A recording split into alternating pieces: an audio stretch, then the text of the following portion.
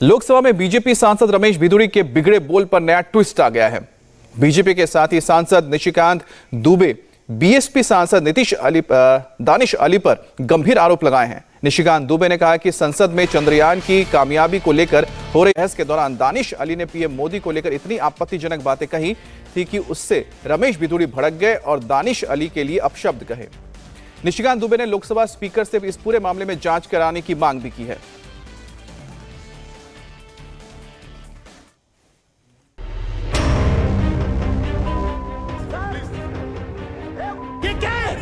के संस्कार पूरी दुनिया ने देख लिए कि आप कैसे संस्कार देते हैं अपने लोगों को।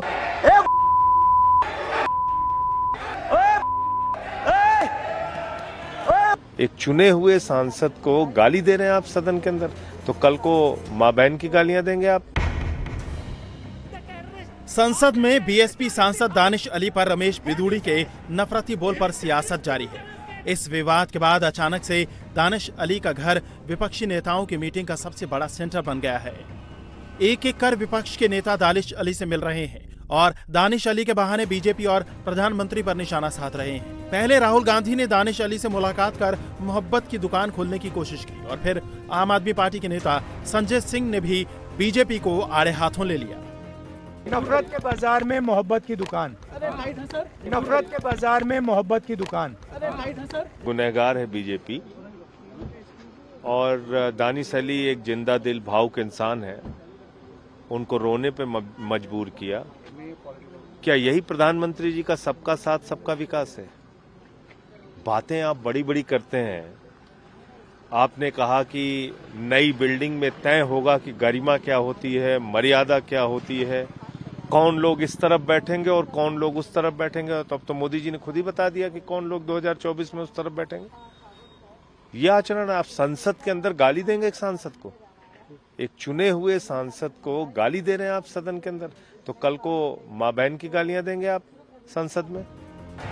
संसद के अंदर हुई इस बदजुबानी को लेकर संसद के बाहर हो रही सियासत के बीच अब बीजेपी सांसद निशिकांत दुबे ने बड़ा खुलासा करने का दावा किया है। लोकसभा स्पीकर को चिट्ठी में निशिकांत दुबे ने लिखा है कि रमेश भिदुड़ी ने जो कुछ कहा वो ठीक नहीं था, वो उसकी निंदा करते हैं, लेकिन ये जानना भी जरूरी है कि आखिर भिदुड़ी ने दानिश अली के लिए ये बातें क्यों कही।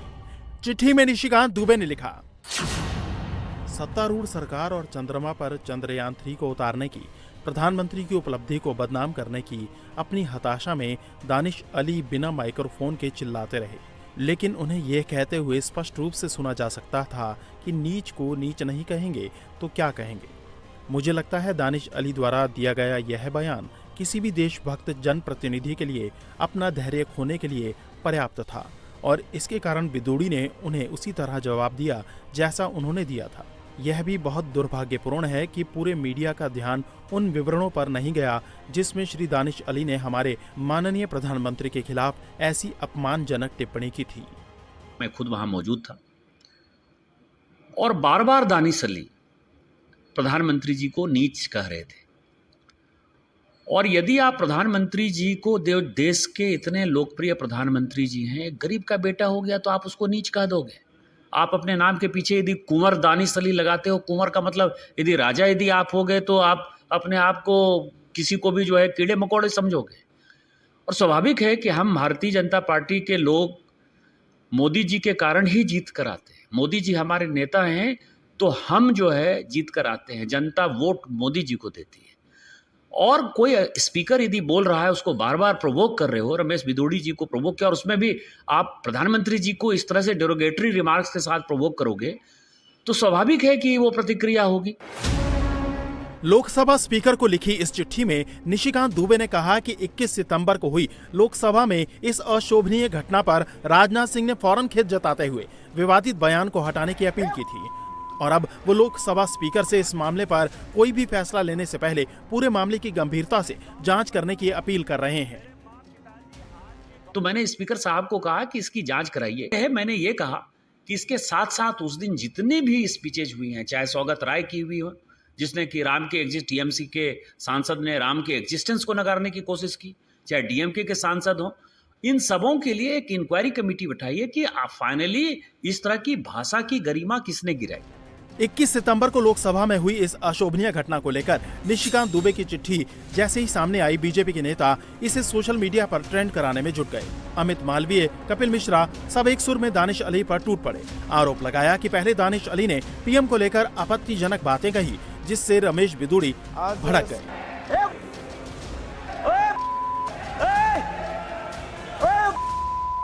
सिरे ले रहे हैं कौन है तू वहां कभी खड़ा होगा, ये बता रहा हूं। सोशल मीडिया पर जब बीजेपी नेताओं के ये बयान ट्रेंड करने लगे तो बीएसपी सांसद दानिश अली ने भी जवाब देने में देर नहीं की। पहले उन्होंने सोशल मीडिया प्लेटफॉर्म पर जवाब दिया और फिर मीडिया के सामने आकर कहा कि बीजेपी के कुछ नेता एक नैरेटिव चलाने की कोशिश कर रहे हैं कि संसद में उन्होंने रमेश बिदुड़ी को भड़काया, जबकि सच्चाई ये है कि उन्होंने प्रधानमंत्री पद की गरिमा को बचाने का काम किया और सभापति जी को मोदी जी से संबंधित आपत्तिजनक शब्दों को सदन की कार्रवाई से हटाने की मांग की थी। दानिश अली अभी इतना नहीं गिरा है कि वो देश के प्रधानमंत्री के बारे में कोई ऐसी टिप्पणी। हमारा वो चरित्र और हमारे वो संस्कार नहीं है। सच्चाई ये है जो रिकॉर्ड पे है कि जब रमेश बिदुड़ी प्रधानमंत्री पद की गरिमा को तार तार कर रहे थे, जो सुनाई दे रहा है, उसको मैंने उस पर ऑब्जेक्शन किया कि माननीय प्रधानमंत्री जी के बारे में ऐसा कोई रेफरेंस अनपार्लियामेंट्री वर्ड्स का इस्तेमाल नहीं करना चाहिए। माननीय सभापति जी, इसको रिकॉर्ड से निकालिए। अगर ये कहना मेरा अपराध है तो मैं सजा भोगने के लिए तैयार हूं। 21 सितंबर को नई संसद के पहले विशेष सत्र के दौरान लोकसभा में जो कुछ हुआ उसकी मिसाल भारतीय संसदीय इतिहास में शायद ही मिलेगी। इस पर एक्शन की बात करें तो राजनाथ सिंह फौरन खेद जताते हुए स्पीकर से विवादित बयानों को कार्रवाई से हटाने की अपील कर चुके हैं। यदि कुछ ऐसा उन्होंने कहा है जिससे कि इनकी फीलिंग हर्ट हुई है, उसके लिए मैं खेद व्यक्त कर रहा हूँ। बीजेपी भी रमेश बिदुड़ी को नोटिस देकर जवाब तलब कर चुकी है, लेकिन विपक्ष इससे मानने वाला नहीं है। तभी वो लगातार रमेश बिदुड़ी को उनके नफरती बोल को लेकर हमले कर रहा है। अब गेंद लोकसभा स्पीकर के पाले में है। रमेश बिदुड़ी पर फैसला उन्हें ही करना है।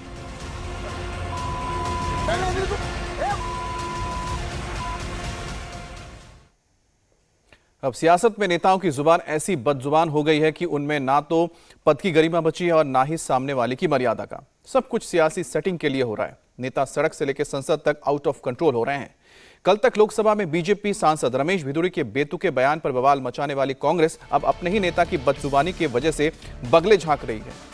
हरियाणा कांग्रेस के नेता ने पीएम मोदी को लेकर ऐसा आपत्तिजनक बयान दिया कि अब उसे जवाब देते नहीं बन रहा।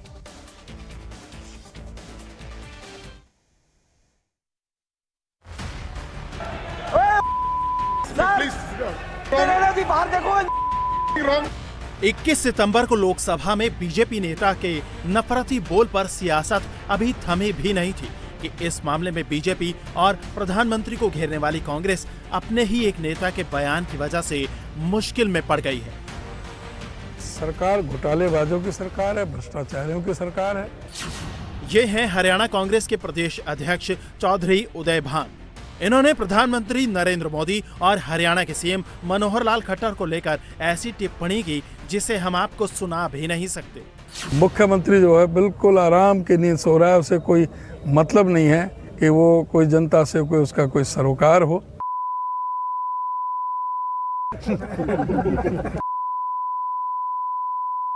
और नीचे वाले को पता ही नहीं है क्या होता है घर परिवार का चलाना, तो ये इस तरह का हो रहा है। उदय भान ने जो कुछ भी कहा वो एक नेता की जुबान से तो कतई शोभा नहीं देता, क्योंकि उदय भान के बयान से 12 घंटे पहले ही राहुल गांधी दानिश अली को जादू की झप्पी देकर आए थे। लेकिन उदय भान ने राहुल गांधी की मोहब्बत की दुकान में फंफूद लगा दी। उदय भान के बयान पर बीजेपी ने राहुल गांधी के मोहब्बत वाली दुकान पर सवाल खड़े कर दिए। उनके नेता ने क्या कहा था हमारे नेता के बारे में? मौत का सौदागर याद है कि नहीं आपको? तो खग ही जाने खग की भाषा। तो मौत का सौदागर जी जब सोनिया जी ने कहा तो गुजरात से कांग्रेस पार्टी साफ हो गई। खाता ही नहीं खुलता है। देश पे जिसने 55 साल राज किया, अब उनकी संख्या 40-50 के बीच में घूमती है। आगे और देखिए क्या होता है। लेकिन ऐसे कहने वाले लोगों पर कांग्रेस पार्टी ने क्या कार्रवाई की? वो तो बाकायदे प्रायोजित हमला कराती है। वहीं खुद पर विवादित टिप्पणी से नाराज हरियाणा की सीएम मनोहर लाल ने कांग्रेस पर निशाना साधा। सोशल मीडिया पर सीएम ने पोस्ट कर लिखा, परिवारवाद में डूबी पार्टी और परिवारवाद की मानसिकता के गुलाम लोग नहीं समझ पाएंगे कि देश के 140 करोड़ लोगों को, प्रधानमंत्री और हरियाणा के 3.25 करोड़ लोगों को मैं अपना परिवार मानता हूं। कांग्रेस को मैं नहीं, हमारे परिवार के यही लोग जवाब देंगे।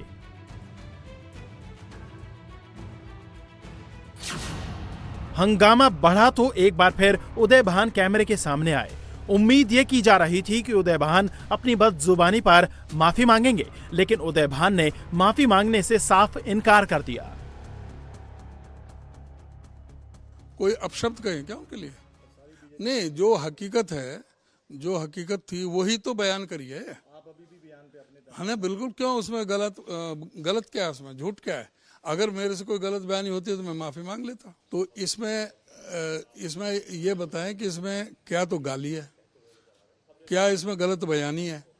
जो सच्चाई थी वो मैंने कोई रख दी थी, तो उसमें ये तिल का ताड़ बना दिया उसका।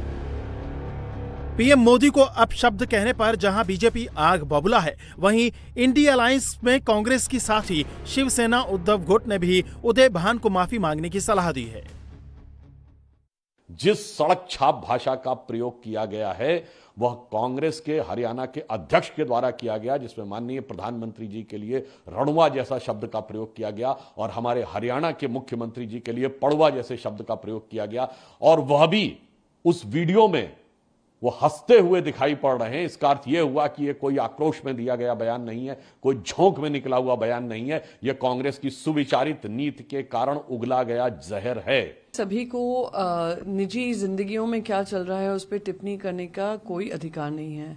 उनका एक पारिवारिक जीवन है और एक उनका पब्लिक उनका काम है।